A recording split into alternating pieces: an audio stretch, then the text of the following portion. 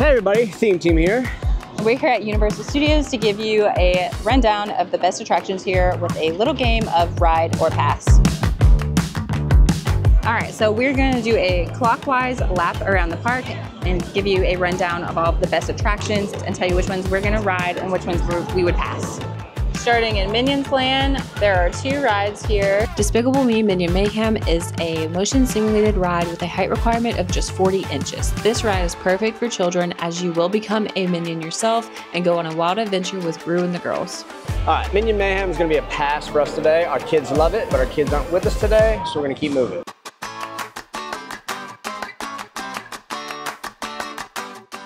Next is VillainCon Minion Blast, and this is unpassable. When we were here with our children, this is their favorite ride. It's not really a ride, it's kind of more interactive shooting game, but since our kids aren't here today, we're gonna pass.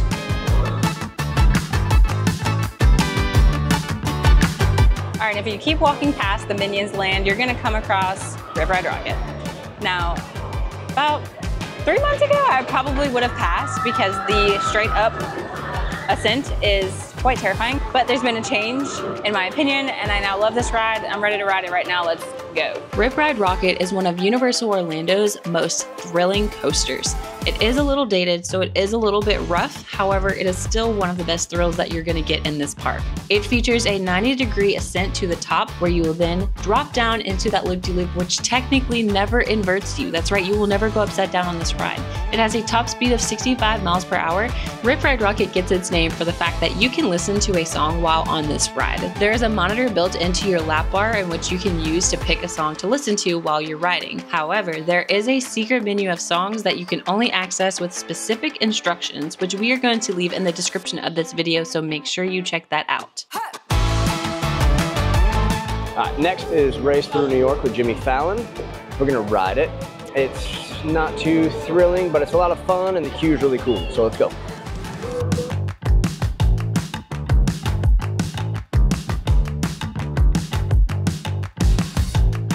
Race Through New York starring Jimmy Fallon is a motion simulated 3D ride. While these normally get a bad rap, we actually think this one is very, very fun. If you are prone to motion sickness, we recommend that you proceed with caution because this one could get you feeling a little wonky. However, this ride overall is really fun and we don't think you should skip it. All right, we're fresh off of Jimmy Fallon. That one was really fun. It is a 3D motion ride. It moves around with the 3D screens. It's really fun. We can either go left to Mummy or right to Transformers. I think we're gonna go right Transformers and then left Mummy. Let's go. All right, like we said, Transformers, what's next on our list? And this is always a ride for us. This is such a fun, thrilling, motion ride. Back rides, back rows always the best. Back rows a little bit more intense. One thing you should know about this ride is if you are prone to motion sickness, this is not the ride for you and you should pass, but we're gonna ride. Transformers is a motion simulated 3D 4D ride.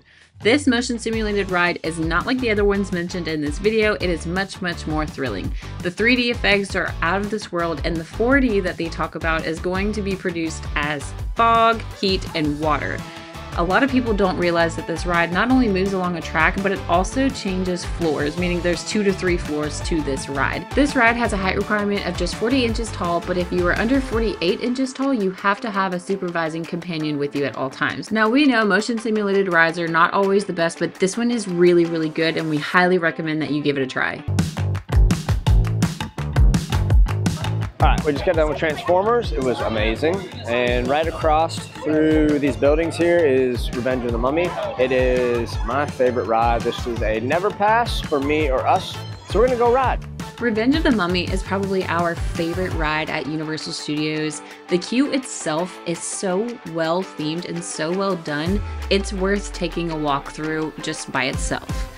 This ride is a dark coaster ride, meaning you are in total pitch black darkness in some portions of this ride. You don't know if you're going forwards, backwards. It's super, super thrilling. It has pyrotechnics, special effects, and has a top speed of 45 miles per hour. This ride does not invert at any point in time, but you may go backwards, forwards, sideways, and all the other ways. So no inversions, which is a good thing to know, but it is super, super thrilling nonetheless. Give it a try.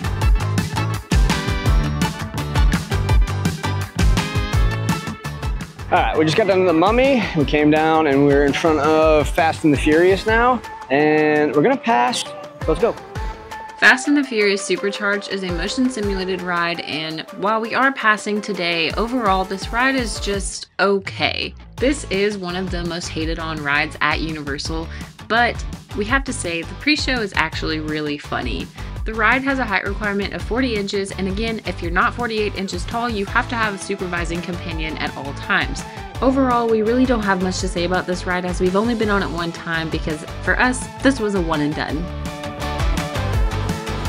Next is the Hogwarts Express. It's train from Universal to the Islands of Adventure side. It's not bad. You definitely have to ride it once. We're gonna pass today because we rode it several times back and forth.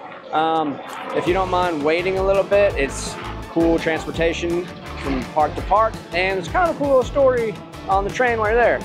But we've done it several times, so we're gonna pass today.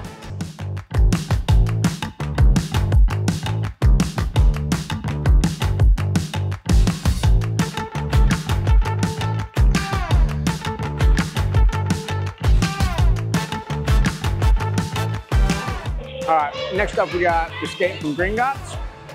For me, it's a ride. Bree's a little on the fence about it sometimes. The queue is awesome. It's gonna be a fun ride. The wait is short right now, and we got a butterbeer ice lolly for the wait. Okay, as a Harry Potter fan, this is a ride. I know Nick said I'm on the fence about it. This is a ride. If this is your first time coming to Universal, you need to ride this. The queue itself is honestly, in my opinion, better than the ride, but the ride is still super cool. I just have a lot of other rides that I would rather ride while I'm here. Still a ride though, and it's only 20 minutes, so let's go. Harry Potter and the Escape from Gringotts is a thrill motion simulated 3D 4D experience, meaning this ride does have some coaster elements to it. However, it also does have the same elements as a motion simulation ride, a 3D and 4D ride, meaning you will have 3D glasses, there will be 3D effects, and the 4D experience that they're talking about is going to be a little bit of heat, fog, and water effects. The height requirement for this ride is 42 inches tall, and again, if you're under 48 inches, you have to have an adult riding with you. As mentioned earlier, this is a must ride, do not skip. All right, and this isn't really ride or pass, I guess you'd say, but Diagon Alley is absolutely breathtaking, so do not pass.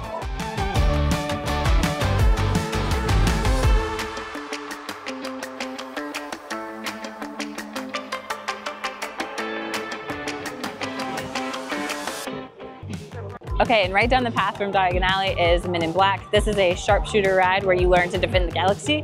It's kind of dated, but it's really fun, and I would say ride. And we're gonna ride today too. Let's go.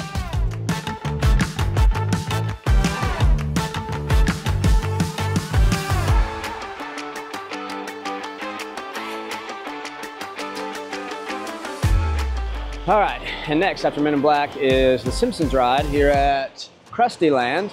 And for us, this is a pass, and it's, for me, one of my favorite rides was here when I was a little kid, and it was Back to the Future, and it's pretty much the same ride. And apparently, if you're prone to motion sickness, this one gets it a turning. It doesn't happen to me personally, but it's what I hear. So we're gonna skip it.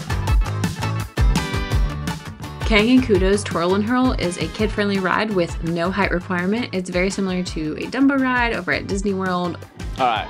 Our youngest child loves this one, but it is a definite pass for us today. All right, if you can't tell, we've been here for a while today, and we're at our last ride, which is E.T., and for nostalgia purposes, absolutely ride it. But the park is closing right now, so we can't do it today, so. As Nick said, E.T. Adventure is a must ride if you can swing it. This is the last standing original ride from when the park originally opened in 1990. It is dated, but it is very nostalgic, and you should definitely ride it. And the last ride on this loop around Universal Studios is going to be the Trollercoaster. Now, this video was filmed a little bit before the Trollercoaster was actually open to guests, so we're doing it in post. Hope you don't mind. Trollercoaster is a kids coaster, so unless you're here with kids, we would say this is a pass. We would not carve time out of our day to ride this ride. All right, guys, and that is all of the rides here at Universal Studios Florida. I had fun. That was a blast. I'm exhausted right now. We literally closed down the park. We're walking out as it's closing down. Yeah, it's closing early tonight, so we'll give them that. But we rode everything that we wanted to ride. We told you what we didn't want to ride, and we hope that this helps you in your next trip here. If you enjoyed this video, please like, subscribe, do the things. If you have any questions, feel free to ask them in the comments. We'll probably answer. Thank you. See ya.